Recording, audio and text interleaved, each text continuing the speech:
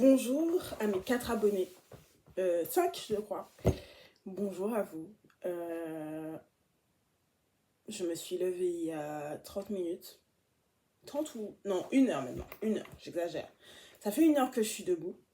Et là, tout à l'heure, j'ai eu la pensée où je me disais, ça me fait du bien de dormir. Franchement, c'est tellement, genre, j'adore dormir. Dormir, c'est mon essence. Dormir, ça me rafraîchit. Dormir, ça me régénère. Et je pense que ça, je ne suis pas spéciale. Tu vois, tout le monde aime dormir. Tout le monde aime se reposer finalement. Mais moi, j'ai un rapport particulier avec le sommeil parce que pendant une période de ma vie, j'en ai manqué énormément. C'est-à-dire que je dormais, enfin, pendant une courte période de ma vie, mais ça a été un élément déclencheur. Donc, en 2021, j'ai fait ma première crise de manie. Ma première crise de manie. Et avant cette crise-là, j'ai pas dormi pendant 4 à 5 jours. Donc, comment vous dire que c'était assez horrible. Et c'était compréhensible aussi que je pète un plomb. En fait, j'ai complètement vrillé. Donc j'ai dormi, je n'ai pas dormi pendant 4 jours. Et il faut sachez que ça fumait de la ganja. Je fumais de la ganja. Donc du coup, c'était une période un peu mélangée quoi. Mélangée finalement. Et du coup, ouais. Et pendant ces 4 jours-là, c'était mon cerveau surchauffait, c'est-à-dire que je réfléchissais. Au lieu de dormir, mon cerveau, il réfléchissait de fou. C'est-à-dire qu'il y avait de la fumée qui sortait de mes oreilles et de mon nez en même temps. Et de ma bouche. Voilà. Littéralement. Puisque ça fumait de la ganja en fait. Bref. Mais oui, ça surchauffait, je réfléchissais, j'essayais d'être productive sans vraiment l'être parce que ben, comme mon cerveau n'était pas là, c'était n'importe quoi en fait. C'était complètement n'importe quoi. Et, et ça a fini par... enfin, ça a débouché sur un hôpital psychiatrique. Voilà, j'ai été internée de force parce que je ne voulais pas faire d'hôpital psychiatrique. Voilà, c'était vraiment ma phobie sur cette terre, finir en hôpital psychiatrique. Mais aujourd'hui, là, si tu me dis Louise en interne, je serai en mode bon, let's go, je fais mon petit sac, on y va. Premier degré, hein. Parce que franchement, genre, l'hôpital psychiatrique, c'est une pause, hein. C'est vraiment une pause du monde normal, du monde extérieur. Bref, donc premier hôpital psychiatrique. Est-ce que je vous raconte comment s'est passé mon hôpital psychiatrique? Mon premier hôpital psychiatrique. Je réfléchis. Parce que comme ça fait maintenant 3 ans, bientôt 4 que ça s'est passé, mes souvenirs ne sont pas très clairs. Mais je vais essayer de les rassembler pour vous faire un truc plutôt intéressant. Donc je suis arrivée en hôpital psychiatrique en fin mai, la première fois. Je suis arrivée en hôpital psychiatrique en fin du mois de mai 2021. Donc du coup, déjà aux urgences, quand je suis arrivée aux urgences, il y avait beaucoup de monde et c'était pendant le Covid. C'était horrible.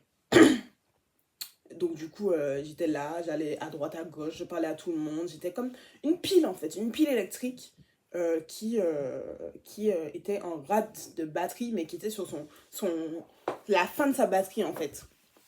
C'est ça que j'étais.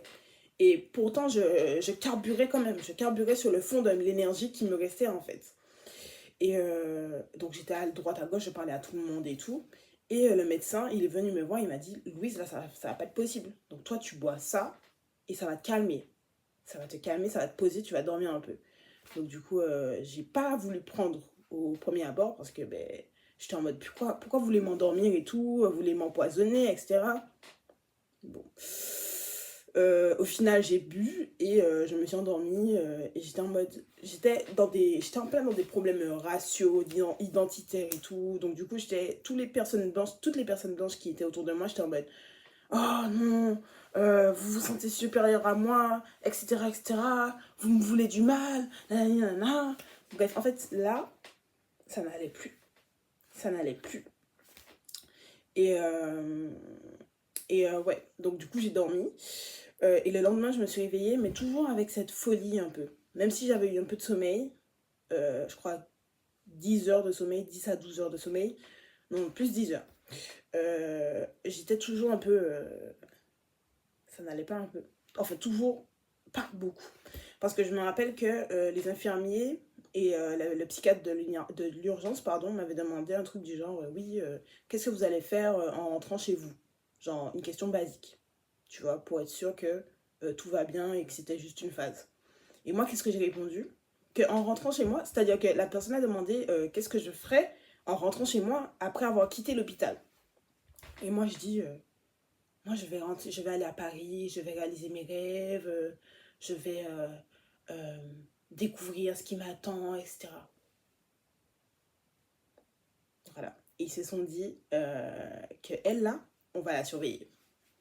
Elle, je vais la surveiller, en fait.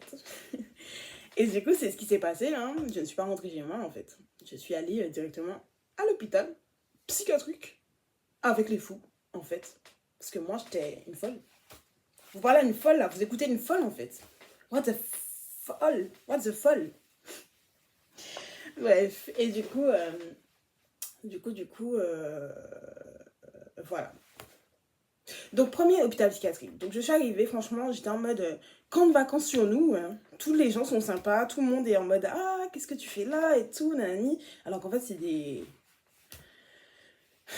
Comme toi, finalement. C'est des gens qui n'avaient pas toute leur tête, finalement. Et moi, j'étais en mode oui, on va s'amuser, etc. Pardon. Ils m'ont donné des médicaments et je me suis retrouvée assise sur une chaise dans un endroit, dans une espèce d'espace, tu vois, avec des chaises et tout, avec des tables aussi. Et j'étais comme ça et je bavais. Je bavais. Genre, j'étais genre comme ça et je bavais. C'était horrible sur nous. Horrible sur nous. Franchement, mon cerveau fonctionnait plus, on me parlait, je répondais pas. Franchement, j'étais vraiment shootée en fait. J'étais shootée. Après, bon, je me suis reposée et tout. Et après, je suis restée une semaine dans cet hôpital-là.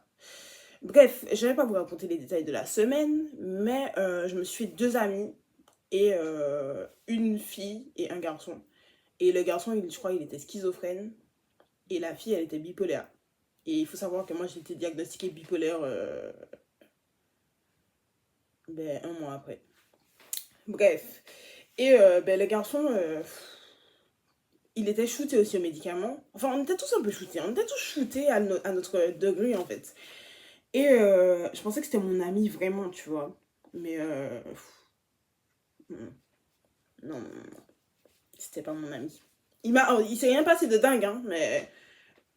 Enfin, je l'ai vu dans toutes ces phases en mode de schizophrénie, après qu'on ait quitté l'hôpital, et j'étais apeurée. Carrément, j'ai cru qu'il était possédé, genre. Mais non, c'était juste de la schizophrénie. Bref. Et du coup, ils m'ont libérée de l'hôpital au bout d'une semaine en me disant, oui, euh, on va vous libérer à une condition, c'est que euh, vous ayez un suivi à l'extérieur. C'est-à-dire qu'on vous libère, mais vous allez chercher un psychiatre, un psychologue. Condition sur nous. Genre en mode n'importe quoi. Donc du coup, j'ai dit, ok, ben, je vais trouver ça et puis c'est bon, vous pouvez me libérer. Ce qu'ils ont fait. Et ils m'ont donné un traitement. Et le traitement était hyper lourd. C'est-à-dire que je n'avais jamais pris de traitement aussi lourd de ma vie. Et bon, pourtant, c'était un mini dosage, hein, mais les effets secondaires. Les effets secondaires, les gars, putain. C'était une dinguerie. C'était une dinguerie. J'avais des spasmes. Je voyais trouble. Enfin, c'était invivable en fait. Donc, du coup, qu'est-ce que j'ai fait? J'ai arrêté le traitement. Voilà. J'ai arrêté le traitement et c'était un traitement nécessaire parce que du coup, ben, j'en avais besoin quoi. parce que sinon, ça allait revriller. Et j'ai arrêté le traitement. Du coup, qu'est-ce que ça a fait? J'ai revrillé, pardon.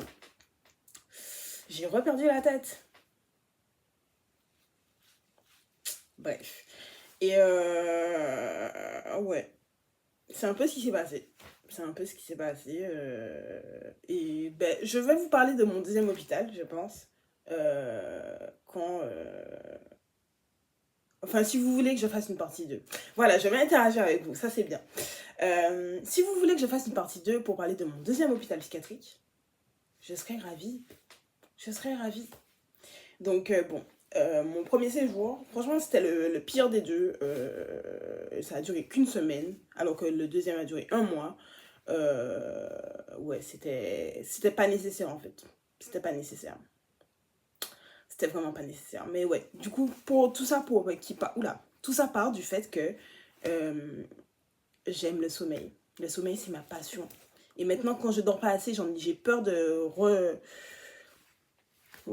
reperdre la tête en fait. Et tout ce que j'ai raconté là autour de ma première hospitalisation, ce n'est pas tout dans les détails en fait. Parce que pendant 4 jours où je n'ai pas dormi, 4 à 5 jours où je n'ai pas dormi, il s'est passé des choses. Donc j'étais libre, donc je pouvais faire ce que je voulais. Et du coup, j'étais à l'opéra, j'étais dans des hôtels, j'étais dans des hôtels. Bon, j'étais dans des hôtels pour dormir. Enfin, demander à ce il me loue une chambre pour dormir. Demander à ce qu'il me loue une chambre gratuitement pour dormir. Je suis morte. Louer une chambre gratuitement. Qui fait ça? Je sais pas. Mais au final, j'ai eu mon hôtel. Hein. J'ai été dans un hôtel. J'ai pas dormi du tout. Ouais.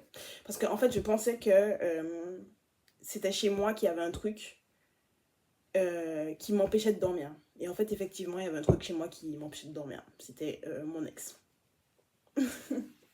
Bref. Mais les gars, dites-moi si vous voulez une partie 2. Les 5 personnes qui me suivent. Dites-moi si vous voulez une partie 2 pour parler de ma deuxième hospitalisation. Et je serais ravie de vous raconter ça. Voilà.